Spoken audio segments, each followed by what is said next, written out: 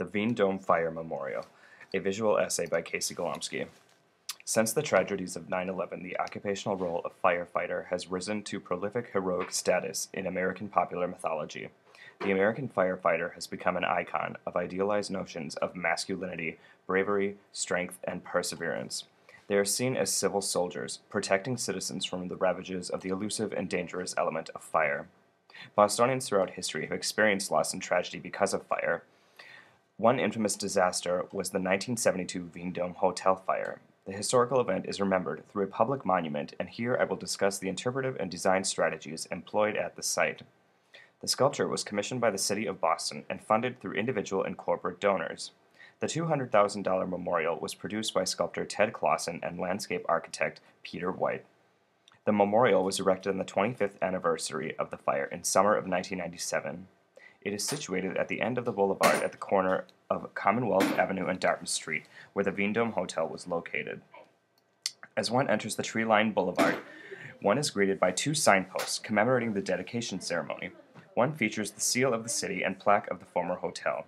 The objectives of the memorial project were to, quote, create and commemorate a reflective space which honors the lives and deeds of the 9 Boston firefighters whose lives were lost battling the Vendome Hotel fire, and for, quote, firefighters everywhere who risk their lives in service to the public.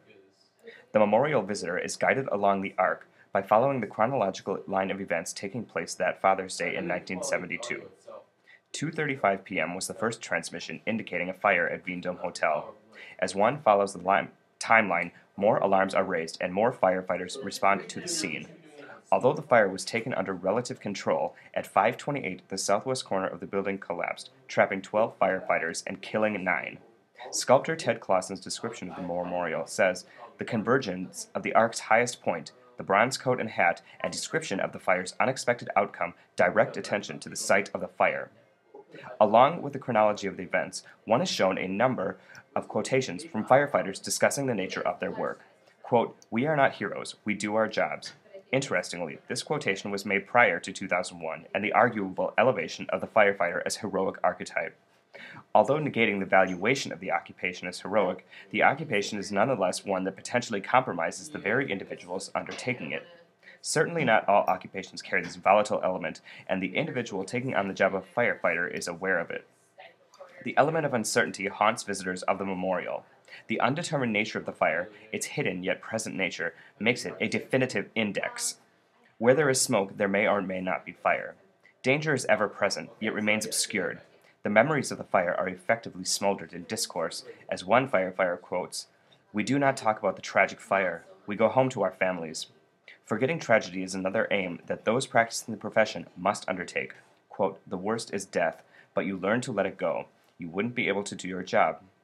There is a separation from the death experience, enacted by an individual and community when death occurs.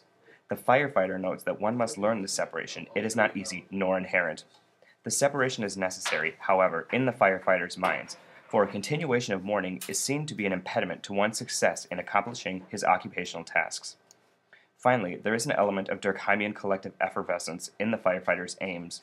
One quote states, "When the bell rings, we are all the same. We are a team. We have one job to do." Another states, "Our teamwork is everything. Your life depends on it." Here the firefighter speaks to all visitors of the memorial. Our existence and safety is guaranteed in the firefighter's ability to cooperate and to control the unseemingly controllable element.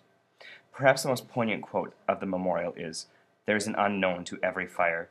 You do your job, follow the plan. Still, something can go wrong."